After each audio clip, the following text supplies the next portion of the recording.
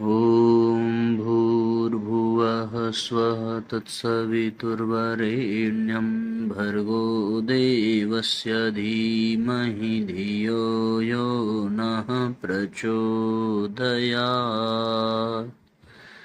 ॐ चैतन्यं शाश्वतं शान्तं व्योमातीतं निरञ्जनं नादबिन्दुकलातीतं तस्मै श्रीगुरवे नमः।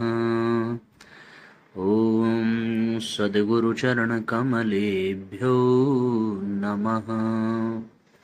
वन्दे भगवतीं देवीं श्रीरामं च जगद्गुरुं पादपद्मे तयोः श्रुत्वा प्रणमामि मुहुर्मुहुः।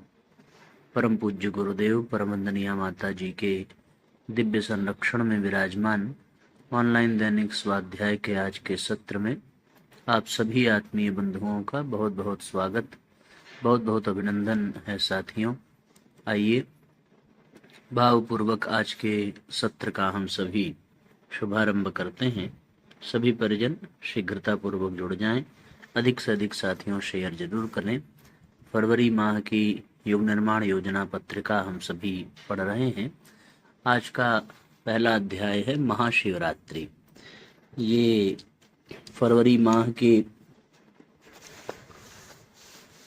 16 तारीख को शिवरात्रि का पर्व मनाया गया था। उस पर्व के ही उपलक्ष्य में यह अध्याय आइए हम सभी पढ़ते हैं। महाशिवरात्रि का पर्व साधना की दृष्टि से बहुत महत्वपूर्ण पर्व है। रात्रि की अपनी महिमा है, इसलिए दुर्गा सप्तशती में रात्रि के बारे में यह उल्लेख है, काल रात्रिर महारात्रि मोह रात्रिश्च दारुणा। अर्थात 4 महत्वपूर्ण रात्रियां हैं, काल रात्रि, महारात्रि, मोहरात्रि व दारुण रात्रि। इनमें काल रात्रि ही शिवरात्रि का दूसरा नाम है। महारात्रि दीपावली की रात्रि है, मोहरात्रि शरद पूर्णिमा की रात्रि है और दारुण रात्रि होली की रात्रि है। ये चारों ही रात्रियां महत्वपूर्ण उपासना पर्व है, जिनमें साधकगण अपनी विशेष साधनाओं को संपन्न करते हैं। रात्रि पोषण करती है। औषधियों में प्राण व अमृत की वर्षा रात्रि में चंद्रमा के प्रकाश से होती है। इसी तरह रात्रि में ही संपूर्ण विश्व में शांति प्रसारित होती है। इसके साथ ही ऊर्जा की कुछ दिव्य धाराएं भी रात्रि में प्रवाहित होती हैं, जिन्हें साधना के माध्यम से ही ग्रहण करना संभव है। इस तरह रात्रि का बहुत महत्व है और विशेष रात्रियों का महत्व तो विशेष ही होता है। महाशिवरात्रि का महत्व इसलिए भी है कि इसी दिन भगवान शिव व माता पार्वती का विवाह हुआ था, इसलिए यह रात्रि भगवान शिव को अति प्रिय है। इस रात्रि का पूजन जागरण करने से सूक्ष्म जगत के ऊर्जा प्रवाहों से सहज ही साधकों का संपर्क होता है और वे भगवान शिव के अनुदानों से अनुगृहीत होते हैं। भगवान शिव के बारे में कहा जाता है कि शिव फक्कड़ हैं, भोलेनाथ हैं, अवघड़ दानी हैं। केवल 1 लोटे जल व बिल्व पत्र के अर्पण से ही प्रसन्न हो जाते हैं और लोग उन्हें प्रसन्न करने के लिए जल अर्पण करते हैं। इनकी पूजा आराधना में कर्मकांड की उतनी आवश्यकता नहीं, फिर भी कर्मकांड का अपना महत्व है जो अपना फल देता है। शिव का अर्थ है कल्याणकारी। जो सदैव कल्याण करते हैं वे शिव हैं। लेकिन शिव के गणों में एकादश रुद्र भी हैं, जो अपने क्रोध से विध्वंस लाते हैं, विनाश करते हैं। यजुर्वेद में रुद्र सूक्त में इनकी स्तुति है और इनसे प्रार्थना की गई है कि ये अपने रुद्र रूप से शिव रूप में आएं और कल्याणकारी बने। हमारे देश में जगह जगह पर भगवान शिव के मंदिर हैं। यदि भारत में 12 ज्योतिर्लिंगों की स्थिति देखी जाए तो दक्षिण में रामेश्वर, काशी में विश्वनाथ, उज्जैन में महाकाल, गुजरात में सोमनाथ और तमिलनाडु में श्रीशैल पर्वत मल्लिकार्जुन हैं। हिमालय में केदारनाथ, महाराष्ट्र में त्र्यंबकेश्वर, बिहार में वैद्यनाथ धाम, द्वारका में नागेश्वर, असम कामरूप रूप में भीमाशंकर हैं। इसके साथ ही कश्मीर में अमरनाथ, उड़ीसा में भुवनेश्वर हैं। भगवान शिव के भौगोलिक सीमा में कैलाश मानसरोवर तथा नेपाल का पशुपतिनाथ भी है। इस तरह एक शिव सूत्र में यह पूरा राष्ट्र गुंथा हुआ है। भारत के इतिहास में अनेक जातियों का उल्लेख मिलता है, जिनमें यक्ष, राक्षस, गंधर्व, किरात, किन्नर, नाग, निषाद, देव, असुर, आर्य, द्रविड़ और उनसे भी पहले कबीला युग के गण गोत्रों की विविधता है। परंतु ध्यान देने की बात यह है कि राक्षस राज रावण भी शिव के उपासक रहे और यक्षराज कुबेर भी।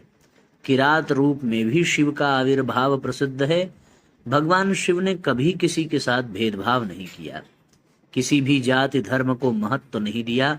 उनके लिए सब समान हैं, विशेष हैं तो केवल श्रद्धा व भाव। जो जिस श्रद्धा के साथ भगवान का ध्यान करते हैं, भगवान भी उनका उतना ही ध्यान रखते हैं। इसमें जरा भी भेदभाव नहीं करते। महाशिवरात्रि की रात्रि में शिवलिंग की पूजा की जाती है और शिवाभिषेक, रुद्राभिषेक आदि भी किया जाता है, जिससे भगवान शिव की कृपा हम पर बनी रहे और हम कल्याण के पथ पर चलते रहें। शिवलिंग प्रतीक है विश्व ब्रह्मांड का, जिसके कण कण में भगवान शिव का वास है। और शिवलिंग पर विभिन्न सामग्रियों जैसे दूध, दही, गंगा जल, घृत, गन्ने का रस, सुगंधित द्रव्य आदि से अभिषेक करने का यही तात्पर्य है कि इन विभिन्न सामग्रियों के माध्यम से हम विश्व वसुधा को समुन्नत कर रहे हैं, परिपुष्ट कर रहे हैं। अपने कर्मों को विभिन्न रूपों में शिव रूपी ब्रह्मांड को अर्पण कर रहे हैं। यह समर्पण की भावना ही हमें शिव की ओर अर्थात कल्याण की ओर ले जाती है। अधिकांश लोग भगवान शिव का पूजन मनोकामनाओं की पूर्ति के लिए करते हैं और यदि उनकी भावनाएं व प्रार्थनाएं भगवान शिव तक पहुंचती हैं और वे कल्याणकारी होती हैं तो वे उन्हें पूरा भी करते हैं। लेकिन भगवान शिव की पूजा केवल कर्मकांड मनोकामना पूर्ति के लिए ही नहीं है। यह पूजा इसलिए भी है कि व्यक्ति का मन स्वच्छ हो। जिस तरह हम भगवान शिव का जल, दुग्ध आदि पवित्र द्रव्यों से अभिषेक करते हैं, उसी तरह हम भी अपने मन को निरंतर निर्मल करते रहें। जिस तरह हम विभिन्न सामग्रियों को भगवान को अर्पण करते हैं, उसी तरह इस विश्व वसुधा की भी सेवा करते रहें। शिवलिंग प्रतीक है भगवान शिव शंकर के विश्व रूप का। इसमें भगवान शिव व माता पार्वती दोनों का ही वास होता है, जो इस विश्व वसुधा के कण कण में वास करते हैं। अतः हमें सबके साथ आत्मीयता का भाव रखना चाहिए, अच्छा व्यवहार करना चाहिए। भगवान शिव के साथ शिवगण, रुद्रगण, भूत प्रेत, सांप जैसे जहरीले प्राणी और नंदी बैल आदि भी हैं और सभी साथ साथ रहते हैं आपस में तालमेल के साथ। उसी तरह हमें भी भिन्न प्रकार के स्वभावों के साथ तालमेल बिठाकर जीवन जीना सीखना चाहिए। भगवान शिव योगेश्वर हैं, निरंतर समाधि में लीन रहते हैं, लेकिन संपूर्ण जगत का उन्हें ज्ञान रहता है। वे परम तपस्वी हैं, योगी हैं। प्रकृति स्वरूपिणी माता पार्वती उनकी अर्धांगिनी हैं और परम पवित्र माँ गंगा को वह अपनी जटाओं में धारण किए हुए हैं। अस्त्र के रूप में उन्होंने त्रिशूल धारण किया हुआ है और उसके साथ में डमरू है। भगवान शिव शंकर का स्वरूप बहुत ही प्रतीकात्मक व प्रेरणादायक है। उनकी पूजा, उपासना व आराधना प्रकृति व परमेश्वर की पूजा आराधना है। जो भी प्रकृति के हितों को ध्यान में न रखकर उसके विरुद्ध कार्य करते हैं, जीवन जीते हैं, भगवान शिव भी उन्हें दंड देते हैं। और जो प्रकृति की उपासना करते हुए सेवा आराधना करते हैं, वह भगवान शिव की उपासना का ही रूप होता है। आगे लिखते हैं कि ऐसा वेद पुराणों में उल्लेख है कि भगवान शिव अपनी पूजा उपासना से शीघ्र प्रसन्न होते हैं, इसलिए उनका एक नाम आशुतोष भी है। इसका तात्पर्य यह भी है कि पूजा उपासना शुभ कर्म है जिसके माध्यम से हम स्थिर एकाग्र होते हैं, संसार की बातों को भुलाकर भगवान की ओर बढ़ते हैं। भगवान को शुभ कर्म अच्छे लगते हैं, इसलिए पुरस्कार स्वरूप भगवान अपने भक्तों को अनुदान देते हैं कि वे अपने जीवन में निरंतर शुभ कर्म करते रहें। लेकिन इसका तात्पर्य ये नहीं कि जीवन में केवल पूजा ही करते रहा जाए और कुछ न किया जाए। इसका यह तात्पर्य है कि पूजा उपासना हम इतनी प्रगाढ़ता से करें कि अपने जीवन में उसे हर पल महसूस कर सकें और अपना कर्तव्य कर्म भी पूरा कर सकें। तभी वह पूजा संपूर्ण रूप से प्रकृति व परमेश्वर की आराधना होगी। महाशिवरात्रि के इस पावन पर्व पर भगवान शिव की पूजा अर्चना के पीछे यही संदेश हम सब के लिए है कि यदि हम जीवन में शुभ कर्म करें तभी हम कल्याणकारी शिव के प्रिय बन सकेंगे। तन्मे मनः शिव संकल्पमस्तु। इस तरीके से साथियों बड़ा ही महत्वपूर्ण अध्याय था। भगवान शिव के संदर्भ में हम सब लोगों को शिव की उपासना, कल्याण की उपासना, कल्याण के प्राप्ति का साधन अपने कर्तव्य पथ पर चल करके अपने उत्तरदायित्वों को निष्ठापूर्वक पूर्ण करके पाया जा सकता है। कुछ उसके तात्पर्य आशय भगवान शिव की उपासना के और कुछ विधियों का यहाँ पर वर्णन हुआ जिसे हम लोगों ने ध्यानपूर्वक सुना। अब एक छोटी सी कहानी।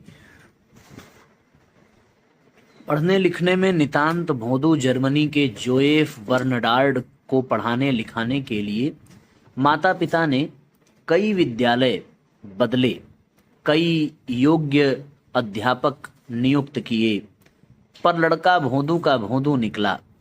अपने बेटे को बड़ा बनाने की उनकी सारी महत्वाकांक्षा ही धूल में मिल गई। पात्र ही औंधा हो तो देने वाले का क्या दोष। हर व्यक्ति अपने विकास का आप उत्तरदायी होता है। खींचे हुए माता पिता ने एक दिन कह दिया, मूर्ख, अच्छा होता तेरे स्थान पर कोई पिल्ला पाल लेते तो तेरे जैसा निकम्मा तो नहीं होता।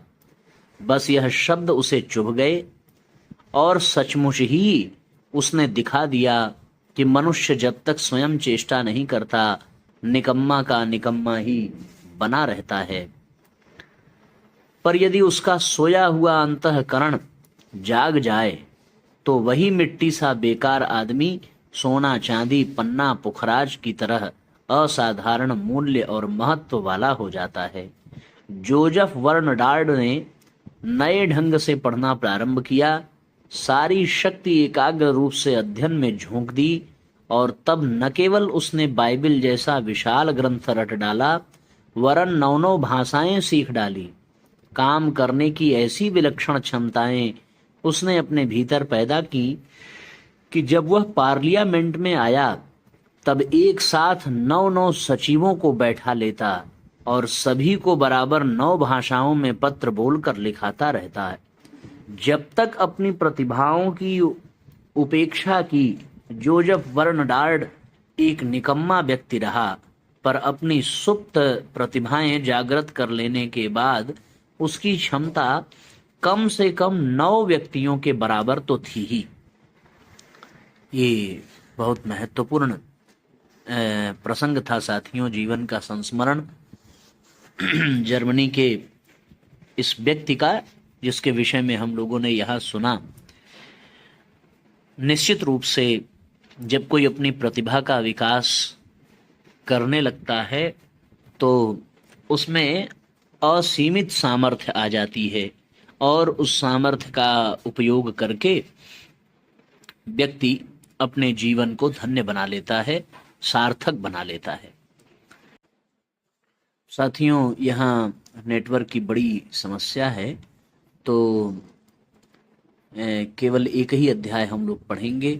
इसके बाद 18 सत्संकल्प सूत्र का भी अध्ययन करने के उपरांत ही स्वाध्याय को विश्राम देंगे। एक एक अध्याय ही प्रतिदिन पढ़ा जाएगा। चाहे वो अध्याय छोटा हो चाहे बड़ा हो, क्योंकि नेटवर्क की असुविधा के कारण बहुत कठिनाई से रिकॉर्डिंग संपन्न हो पा रही है और अपना क्रम निरंतर चलता रहे, इसके लिए पूर्ण प्रयास किया जा रहा है। सो इस असुविधा में भी बहुत सारी एडिटिंग के द्वारा यह कार्य संपन्न हो पाता है, उसमें बड़ा लंबा समय लग जाता है। इसलिए छोटे छोटे अध्यायों को ही हम लोग पूरा करेंगे। इसके बाद वाला जहाँ कार्यक्रम है वहाँ जैसी नेटवर्क की स्थिति होगी वहाँ देखा जाएगा। अब आइए गायत्री मंत्र पढ़ करके आज के सत्र को विश्राम देते हैं।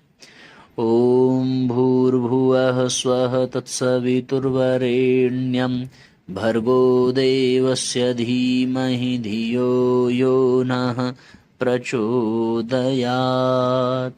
सभी आत्मीय बंधुओं को बहुत बहुत प्रणाम, सबका बहुत मंगल हो। साथियों, सत्संकल्प सूत्र का भी पाठ संपन्न करने के उपरांत ही स्वाध्याय को विश्राम देंगे। तब तक के लिए आप सबको प्रणाम, जयराम जी की। कल हम लोग ठीक इसी समय 8 बजे पुनः एकत्रित होकर के स्वाध्याय करेंगे। सबका मंगल हो। शुभ रात्रि।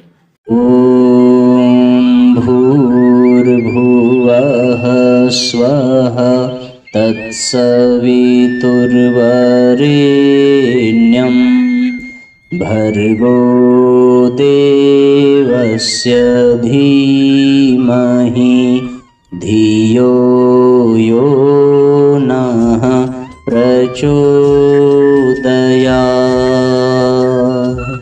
हम ईश्वर को सर्वव्यापी न्यायकारी मानकर उसके अनुशासन को अपने जीवन में उतारेंगे। शरीर को भगवान का मंदिर समझकर आत्मसंयम और नियमितता द्वारा आरोग्य की रक्षा करेंगे। मन को कुविचारों और दुर्भावनाओं से बचाए रखने के लिए स्वाध्याय एवं सत्संग की व्यवस्था रखे रहेंगे। इंद्रिय संयम, अर्थ संयम, समय संयम और विचार संयम का सतत अभ्यास करेंगे। अपने आप को समाज का एक अभिन्न अंग मानेंगे और सबके हित में अपना हित समझेंगे। मर्यादाओं को पालेंगे, वर्जनाओं से बचेंगे, नागरिक कर्तव्यों का पालन करेंगे और समाजनिष्ठ बने रहेंगे। समझदारी, ईमानदारी, जिम्मेदारी और बहादुरी को जीवन का एक अविच्छिन्न अंग मानेंगे। चारों ओर मधुरता, स्वच्छता, सादगी एवं सज्जनता का वातावरण उत्पन्न करेंगे। अनीति से प्राप्त सफलता की अपेक्षा नीति पर चलते हुए असफलता को शिरोधार्य करेंगे। मनुष्य के मूल्यांकन की कसौटी उसकी सफलताओं, योग्यताओं एवं विभूतियों को नहीं, उसके सद्विचारों और सत्कर्मों को मानेंगे। दूसरों के साथ वह व्यवहार नहीं करेंगे जो हमें अपने लिए पसंद नहीं। नर नारी परस्पर पवित्र दृष्टि रखेंगे। संसार में सत्प्रवृत्तियों के पूर्ण प्रसार के लिए अपने समय, प्रभाव, ज्ञान, पुरुषार्थ एवं धन का एक अंश नियमित रूप से लगाते रहेंगे। परंपराओं की तुलना में विवेक को महत्व देंगे। सज्जनों को संगठित करने, अनीति से लोहा लेने और नवसृजन की गतिविधियों में पूरी रुचि लेंगे। राष्ट्रीय एकता एवं समता के प्रति निष्ठावान रहेंगे। जाति, लिंग, भाषा, प्रांत, संप्रदाय आदि के कारण परस्पर कोई भेदभाव न बरतेंगे। मनुष्य अपने भाग्य का निर्माता आप है। इस विश्वास के आधार पर हमारी मान्यता है कि हम उत्कृष्ट बनेंगे और दूसरों को श्रेष्ठ बनाएंगे तो युग अवश्य बदलेगा। हम बदलेंगे, युग बदलेगा। हम सुधरेंगे, युग सुधरेगा। इस तथ्य पर हमारा परिपूर्ण विश्वास है।